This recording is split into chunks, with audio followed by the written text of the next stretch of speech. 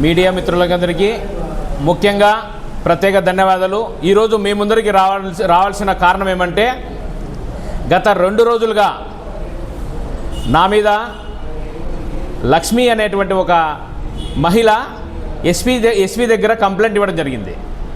ఆ కంప్లైంట్ ఏమంటే, ఆమెకి నాతో 2020 నుంచి నేను ఉన్నటువంటి రొటేషన్లలో బాగా చేస్తున్నాను, బాగా డబ్బు సంపాదిస్తున్నాననే ఆలోచనతో నా దగ్గర వడ్డీకి సమ్ అమౌంట్ పెట్టడం జరిగింది. 2020లో ఒక 5 లక్షల నుంచి 6 లక్షలు నా దగ్గర డబ్బులు పెట్టడం జరిగింది. ఆ డబ్బులకి గత 3 సంవత్సరాలుగా దరిదాపు 24 లక్షలు వడ్డీలు కట్టినాం. వడ్డీలు కట్టి రీసెంట్గా ఆమెకి వడ్డీలు కట్టి ఆమె నేను ఎస్పీ దగ్గర ఏమనింది, 18,20,000 నాకు ఇవ్వాల్సింటే వడ్డీ డబ్బుల్ని చిట్టి డబ్బులుగా మళ్లించి నాకు ఇవ్వాల్సింటే ₹1 కూడా డబ్బులు చెల్లించలేదని ఎస్పీ గారికి పిటిషన్ ఇవ్వడం జరిగింది. ఆ పిటిషన్ను తీసిపోయి 3 టౌన్లో, నాకేం విచారించలేదు, 3 టౌన్లో పోయిందని ఒక విషయం. డబ్బులు కట్టలేని అనేదానికి ఒక ఎగ్జాంపుల్, లక్ష్మి అనే మహిళ ఫోన్ నెంబర్తో సహా ఫోన్ ట్రాన్స్లేషను దరిదాపు 17 లక్షల రూపాయలు రిటర్న్ నేను చెల్లించడం జరిగింది. ఆమె రిటర్న్ కొట్టడం కాదు, ఓన్లీ మన అకౌంట్ నుంచి ఆమెకు పోయినాయి విత్ ప్రూఫ్తో సహా ఫోన్పేలో. ఆమె మహిళతో పాటు తన భర్త హోంగార్డుగా వృత్తి చేస్తూ ఉన్నటువంటి గంగరాజ్ అకౌంట్కి దరిదాపు ఇది కూడా ఒక 5 లక్షల రూపాయల వరకు పోయింది. తనతో పాటు నా భార్య మహేశ్వరి పొదుపుల్లో లెక్క తీసుకొని ఇది ఒక 2 లక్షలు తీసుకొని కొట్టడం జరిగింది. దరిదాపు 17 లక్షల రూపాయలు. ఆమె ఏమనింది, 18,80,000 రూపాయలు నాకు ₹1 ఇవ్వలేదు అనింది. అంటే ఏ రూపంలో వేసుకున్నా మనము.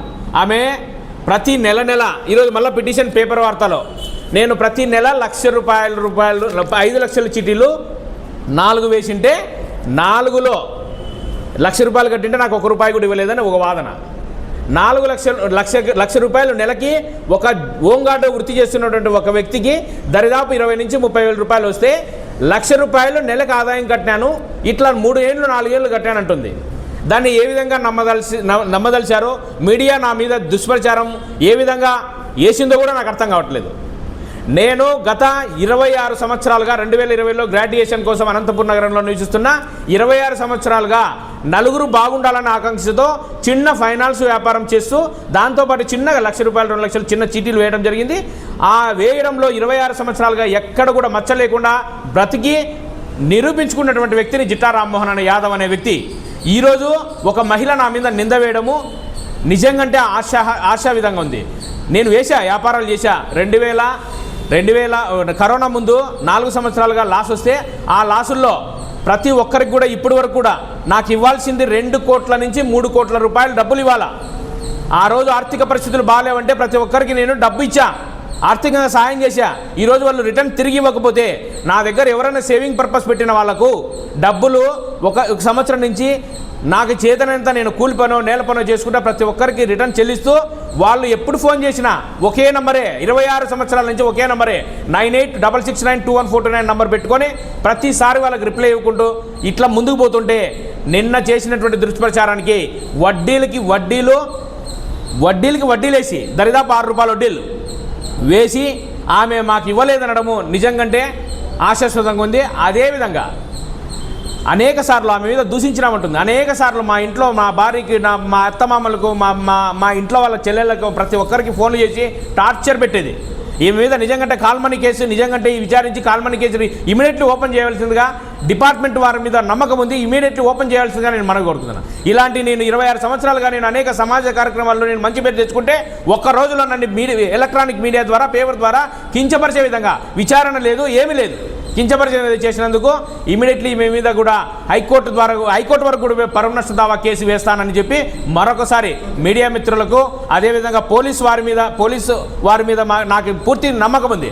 విచారించి తప్పు ఒప్పులు తెలుసుకొని ఖచ్చితంగా వాళ్ళ మీద కేసు ఓపెన్ చేస్తారని. డబ్బు విషయానికైతే చట్టాలు ఉన్నాయి, కోర్టులు ఉన్నాయి. ఒకవేళ వీలైతే నేను ప్రాంశన్నట్లో మన బలవంతకంగా 6 months 8 months బ్యాక్ నువ్వు బాకీ ఉండేది నాకు రాసియాలని తన భర్త తను ఆఫీస్కి వచ్చి రాపించుకొని పోతే తాను రాపించినా కూడా మళ్ళీ వెంటనే ఇమీడియట్లీ డబ్బు కావాలని ప్రెజర్ పెట్టడం వల్ల నేను ప్రెజర్ పెట్టినా ఈరోజు డబ్బులు కట్టినా ఆమె ఏదైనా ఉంటే కోర్టు ద్వారా నోటీస్ పంపిస్తా, కోర్టు ద్వారా చట్టపరంగా ఏదైనా ఉంటే చేసుకుందాం.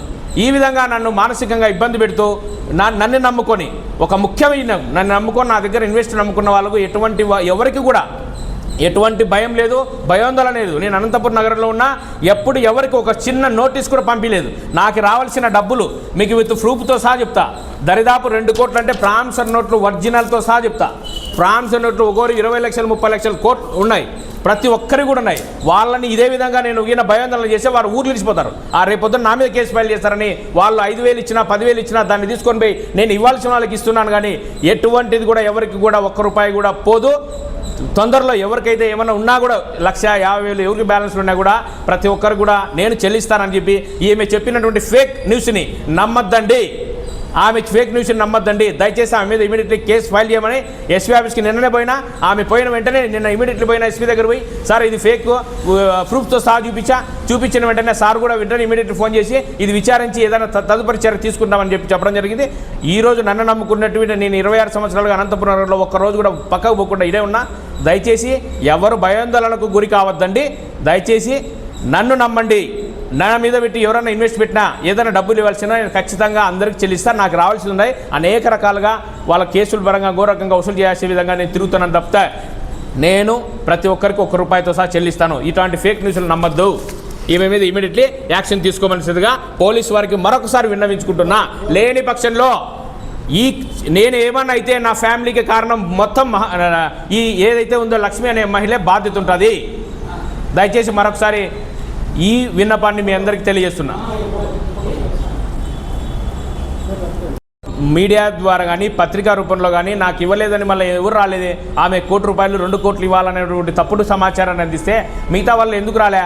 నేను ఎవరికైనా ₹10 ₹20 ఇవ్వాల్సింటే నీట్గా చెప్పుకుంటూ ఇచ్చుకుంటున్నాను కాబట్టి, ప్రతి ఒక్కరికి డబ్బు ఇస్తున్నాను కాబట్టి ఈ వాదన లేదు. ఈమె వడ్డీలు తిన్నారు ఇన్ని రోజులు, ఈరోజు లేవు డబ్బులు, ఏదైనా ఉంటే సివిల్లో చూసుకుందాం కోర్టులో చూసుకుందాం అంటే దాన్ని తప్పుతో పట్టించడానికి చీటీ అనే పేరు వాడుకొని నన్ను బ్లైమ్ చేసి నలుగురిలో నాకు రావాల్సిన వాళ్ళు నేను ఇవ్వాల్సిన వాళ్ళు భయాందోళన గురి చేసిందని చెప్పి ఈమెను ఖచ్చితంగా చట్టపరంగా చర్య తీసుకోవాలని చెప్పి, అది కూడా ఒక వృత్తిపరంగా ఒక డిపార్ట్మెంట్లో పనిచేస్తూ ఆ డిపార్ట్మెంట్ జీతం తింటూ ప్రజల్ని అదేవిధంగా మీరు ఆమె గురించి ఒకసారి ఎంక్వైరీ చేస్తే ఆత్మకూరులో ఒక టీచర్ మీద ఇదే విధంగా నిందలు మోపితే ₹10 వడ్డీలు తింటే అతన్ని ఎస్పీ ఆఫీస్ దగ్గర రిప్రజెంట్ ఇస్తే అతను భర్త డిపిఓలో పనిచేస్తున్న భర్తను సస్పెండ్ చేసి రాప్తాడుకు పంపించడం జరిగింది. ఇంకా ఈ అనేక కేసుల్లో కూడా ఆమె ఉంది. ఆ విధంగా అందరినీ భయాందోళన చేసి నాకు డిపార్ట్మెంట్ ఉంది, నాకు డిఎస్పీ తెలుసు, ఇంకొకరు తెలుసు అనేటువంటి భయాందోళనతో ఆమె అందరినీ భయపడిస్తుంది. ఆమె భయానికి భయపడేటోళ్ళు ఎవరు లేరు.